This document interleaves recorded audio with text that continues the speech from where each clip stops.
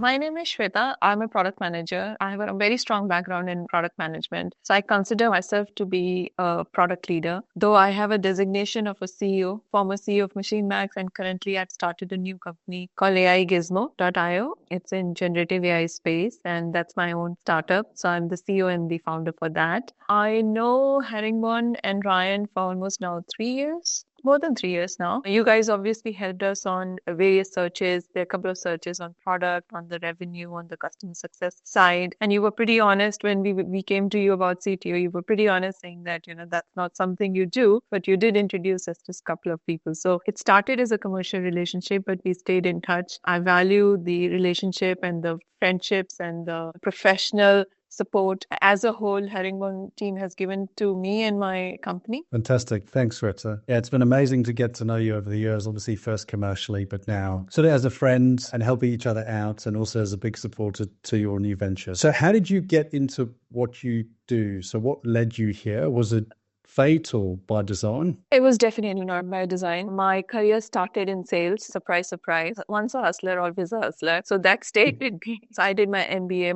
My background is in maths and physics and economics. Very strange combination, but maths, physics, and economics is where I did my graduation and then moved into business. And so did my MBA from India and then joined sales. You come out of MBA and you worked in banks and financial institutions. And so I did all that, hardcore banking jobs. But then IT boom was happening. So I was like, this is just in India, back in India. So I was like, okay, let's give it a try. So moved into IT and hardware with Dell. And there, someone saw me. They thought that I have genes or a DNA of being a good product person. And that person happens to be one very senior person, actually. She reached out to me and said that, have you ever thought of becoming a product manager? And I was like, I didn't know anything about product management. And she said, why don't you come and join me in her organization and start exploring that? One thing led to another. I happened to do a pretty good job during Dell days, moved into then startups, then into BCG consulting, and lots of other things happened. But it was someone who saw some potential in me, which I wasn't aware at all, and pushed me into product management side. And I loved it. Just the whole idea of creating something, working on something, solving customer problems, all sorts of things started to come together for me. And then, yeah, that's how it happened. And then it was a natural transition. More and more I knew about the business, the more and more I got interested in entrepreneurship. So did 2 startups, helped them scale,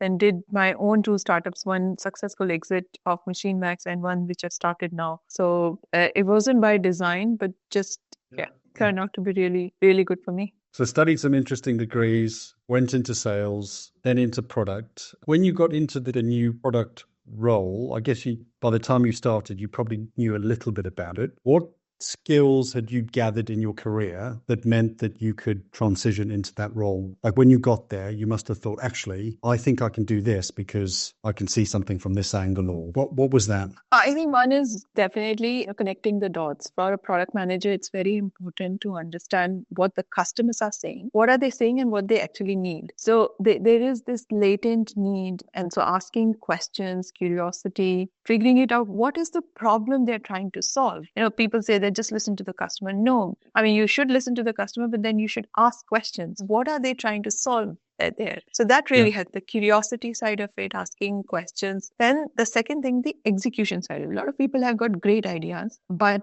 they don't know or they're not very good at the execution side of it. So probably the combination of, and a lot of people have told me that it's not just the ideation side. You have a good ideation, you can come up with ideas, but the executing it in the right way and with the speed. These are the 2 things which I think stand out for me as a product manager. Where I speak to people and ask for feedback, this is a consistent feedback I get. That this is what I'm good at. Yeah, I like that. I think a lot of people say sort of you come up with good ideas and listen to what customers say. But as you say, you can come up with the idea, but then you have to execute on it. And also listening to the customer doesn't necessarily mean listening to loads of different opinions and going and trying to solve all of those challenges, because that's just not practical. So you moved from a chief product officer into a CEO position. How did you find that transition? So what skills did you have that were relevant and you felt quite comfortable? And maybe what were the skills that you lacked and had to work on to make that step? If there were any gaps, there might not have been any gaps, Shweta. No, there's no gaps. And no, thanks for that. But there were definitely gaps. So one thing I had to unlearn the art of removing the product head and Yep. putting up, overall like a business owner. So it requires, when you're a product person, you're just thinking about getting the product out. You don't think about the profitability and all sorts of things. But then overall, the cost consciousness and lots of things to doing a business wasn't there, when you are a CPO. But because I was working very closely with my co-founders, so all the decisions, so I was seeing it firsthand, happening it firsthand. So it was quick for me to pick those things up, and I did make mistakes. It's not that I didn't make mistakes, but then you learn from it and you pivot from that, and one thing which I learned very early on in my life is you can't do all the jobs. So you need to find people, you need to know what you are good at. So I'm very good at product thinking, business, commercial, not good at finance and accounting and all sorts of things, right? The business side of things. So get a very strong CFO and a finance manager who helped me guide through, like, think about this, Shweta, think about this. The second thing was I didn't go with all the yes man or yes woman in my life, right? There were people who were there to challenge me. So it definitely gave me, oh, this is something, if somebody is questioning me, then I need to rethink it. Like, it can't be, and most of the time I'm right, but there are certain times that you do listen to other people and you realize, oh, this is the angle I'm missing. So yeah, these were the things which were, so transitioning was sudden. Yeah. There was one fine day, my co-founder tells me that he is moving on and I'll be the CEO, and that's it. Like, no training, nothing. One day you're CPO, next day you're CEO, and that's it. So yeah, it was sudden. It was cold turkey. I could. I think I did pretty okay job. Well, that's amazing. You must have done a good job in your previous jobs to have a couple of people really believe in you to take that step, first at Dell and then Machine Max as well. So I think you did say that to me once, and understand your strengths and sort of play on those, and then don't try and do everything, but other people to do things that you might not necessarily want to do and you'd be good at. Yeah, delegate. Exactly. What is the most challenging part of your job? Being a CEO is a very lonely job. A lot of time you have to take the responsibility of the toughest decisions. The buck stops at you. There's no one else. Yes. Even when I was a CPO and a co-founder, the buck wasn't stopping at me, right? There was someone else who was the CEO, and ultimately he was the decision maker. And when you are the CEO, then it is very intense, very challenging. And I always say that it feels like that you're taking 2 steps forward and 1 step backward. Overall, in a long-term scheme, you are moving forward, but every day feels like, oh, you've taken a step back, you've taken a step back. You don't realize that you've taken 2 steps forwards and then there is a setback which is happening. So it is definitely very intense, very challenging, and very lonely. And on top of that, if you're an entrepreneur, it's a double whammy. It's a completely different game altogether. It's terrifying. You have to be self-motivated. I feel like that I've jumped off the cliff. I don't have a parachute and making the parachute at the same time. And the scary thing is I've asked some people also to jump with me. Right. So I'm not just only responsible for myself, but the people who have agreed, put the trust and faith. So that is the challenging thing, that, you have responsibility, accountability, you're taking tough decisions. That's what I think is the most challenging thing. If you think about the lessons you've learned, some of them could have helped to have overcome these challenges. What have they been? So one thing, people are very important. Like we underestimate the importance of having good people. The greatness lies when you are around great people, right? There is a saying that the 5 people you meet or interact on a regular basis, your IQ is an average of that, right? Yes. So the more smart people, the more collaborative people you meet, the more it rubs onto you. So my lessons have always been, one is building that trust and that safe environment. So that's the biggest lesson I learned, that if you're honest, you build trust. It's all about trust. At least that's what I've seen. Initial days and even being a CEO of a scale up and everything. If you're honest and you have built the trust, you can inspire people based on that, right? You need to be very clear. You can be inspired, but if you're being dishonest and people don't trust you, everything goes down the drain. So that's something which definitely I would take it away. I also think that as a leader, you need to listen. You know what people are saying. So the listening skills are quite important. So that's the second thing. I always thought that, we always talk about leaders who are extroverts and all that, but we have a bias towards people who are loud and everything. I think I mentioned that to you. There is a book called Quiet, in which it says that 64% of CEOs are introverts. So you have to have that analytical ability, looking at the forest beyond the trees. That should be that's something which comes from listening, taking a step back, doing an introspection, retrospection, not only about yourself, but also about the team, and constant feedback. So these are a couple of things which I think are very important to me, and things which I learned over a period of time. Professionally, you need to keep, like I said, people are quite important. So building high performance team, and you learn a lot of skills over the period of time, constantly learning, evolving. That's always there. But these two things definitely stand out to me. Working with a strong group of people and then sort of basing that relationship on trust and sort of working with trust. Absolutely. You talked about, I guess, if you have the trust, you can inspire people. Where do you draw inspiration? Where do you go, whether it be coaches, mentors, exercise, nature, whatever it might be? I know definitely exercise. I listen to or see a lot of comic stuff, which is just bringing humor to life. So that's always there. I draw inspiration from everyone, to be very honest. And I've seen that when you work with new people, there's a different kind of energy. The way they look at people, look at any problems. It's a very different way of solving. So I draw inspirations from everything, everywhere. Specifically, I read a lot. I listen to podcasts. I have certain people I follow. There are some coaches and mentors, obviously, there. But when I'm at work, I'm constantly in osmosis mode.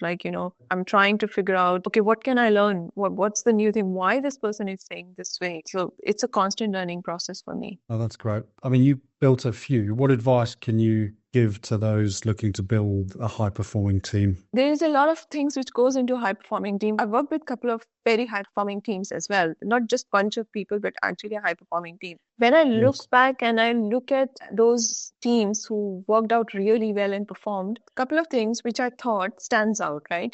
They were first of all, they were not flash in a pan kind of thing. They were consistently performing and consistently evolving. And when I look back, I think they will all be able to answer certain questions. What were their goals? They were very clear what was the collective goals. What are they after? What's the North Star, or and how to reach to that North Star which is there? That's one thing. Second thing which I think is they knew how to measure their success. Yes. They knew if they are succeeding or they are not. So there's a lot of, either you talk about processes or you talk about analytics. There's a lot of retrospection. There's a lot. Exactly, or leading or lagging indicator, whichever way, they knew where they are against their goals. Third thing which comes out, which stands out clearly to me, but they held individually themselves accountable, but also held others accountable. If you're not doing something, you're being responsible for something, it was enough psychological safety and enough psychological, challenge or ability to challenge each other was there. They were not afraid of, tough talks. People talk about confrontation. You don't have to be disrespectful, but you do need to call out a lot of things, right? Good things or bad things in a respectful manner. So that was, they held not only themselves accountable, but each other accountable. Not finger pointing or nothing of that side. Collectively as a together, why this is not being done or what happened there, that kind of a thing. A fourth thing which comes out to me, the assessment of trade-offs was very clear in their head. You always have a couple of options or more than a couple of options in front of you. We are going to take this way and everyone goes behind it. There's a lot of discussion happens before it. This option, this option, this option. But once they have decided, everyone is behind it and they understand the trade-offs that, what are they going after? Trust and confidence, obviously, it's related to accountability. And then there were right people doing the right, the skill set. If I am analytical, I'm doing the analytical work. If someone is creative, that person is being responsible for being the creative department. So right skills and knowledges were there within the team. I would also say they were, in a way, all of them, they were leaders. They were following, obviously, me at times, and I have followed other leaders, but they themselves had a quality of being a leader. So these are the 5 things which stand out to me. And encompassing all that, if I have to put one word, psychological safety was the biggest thing. You may call it whatever.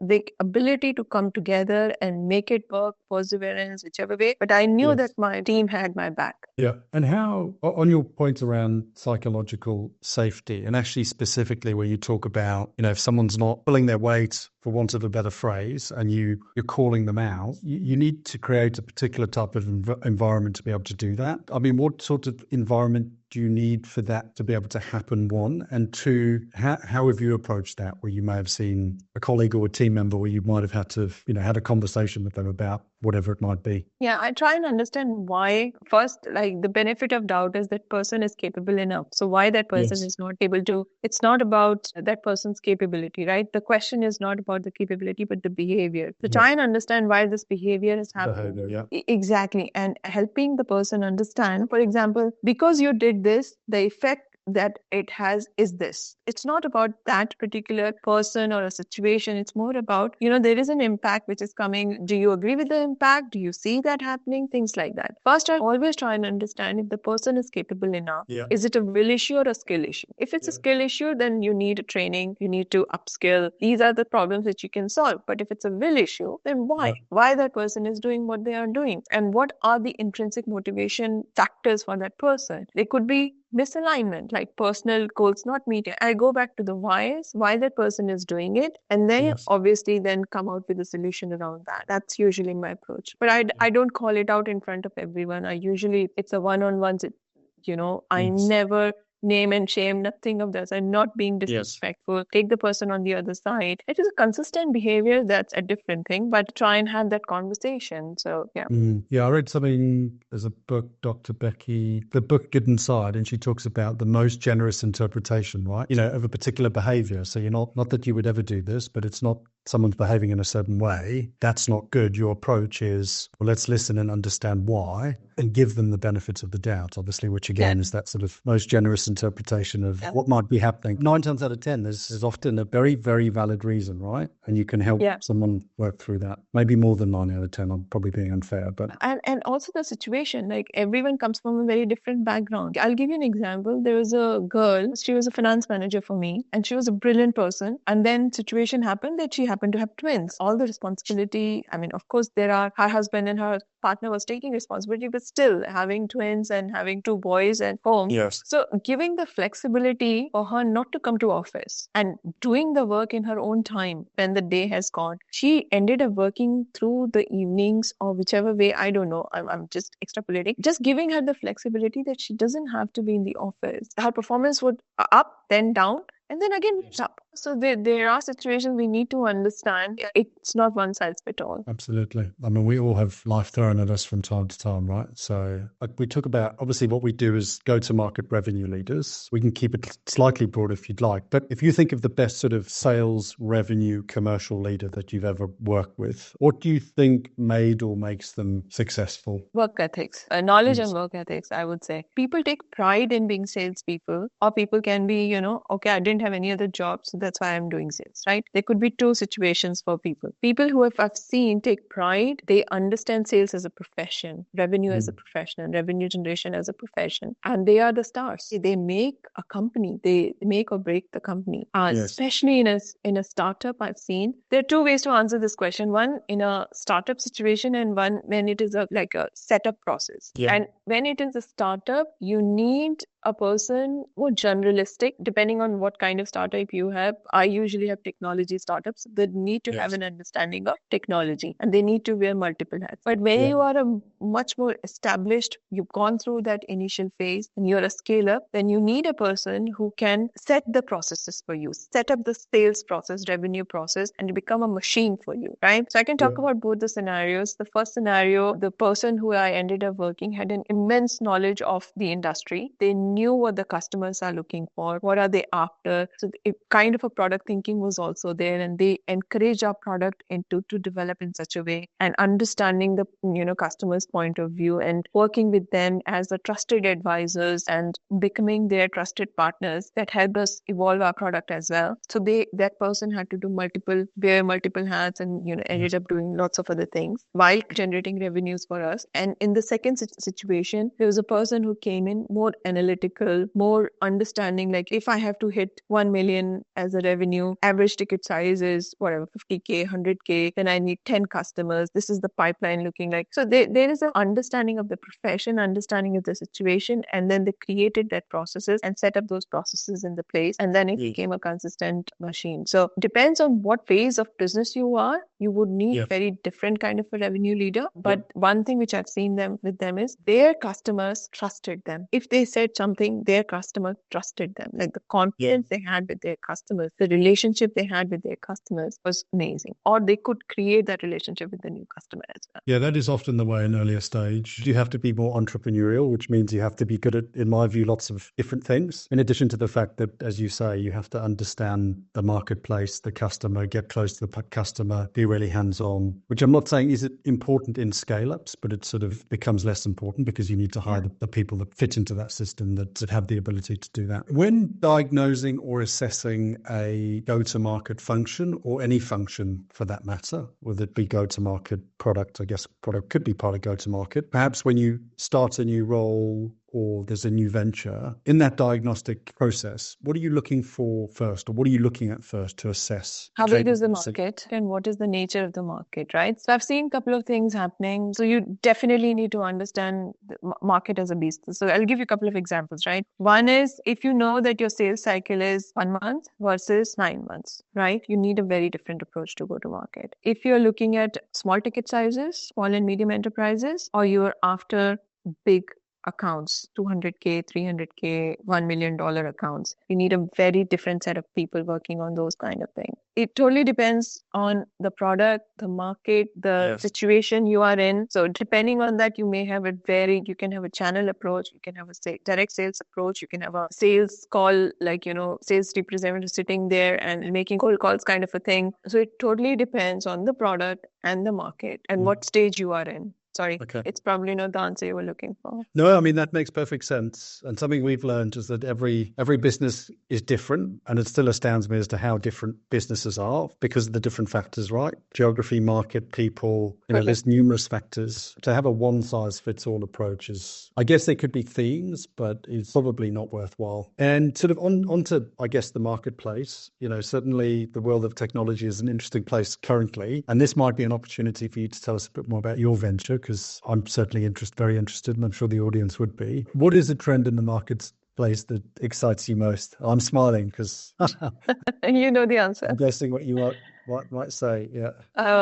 Everyone is talking about AI, isn't it? I feel like when the mobile first came in, right? When the iPhone, I'm not talking about Nokia or anything, and the iPhone was first released, that palpitation, the excitement, the craziness was there. That's the same way what happened with ChatGPT, right? We've been doing AI machine learning for a long time. It's not new. When you go to Amazon and you search for something, the recommendations itself is an AI machine learning. What has changed now? It has just become so mainstream. With the generative AI, there's a lot of things which has changed, like, compute power has changed. I'm not going to go into all those, like, the tailwinds which made that happen. We are at a cusp, which feels like when iPhone came out, right? That's a completely different way of doing things. It's not like your laptop versus mobile thing. It's the same thing. You have a normal process and you have an AI process, right? Or AI on top of your process. So you need to fundamentally start thinking differently. You need to think AI first,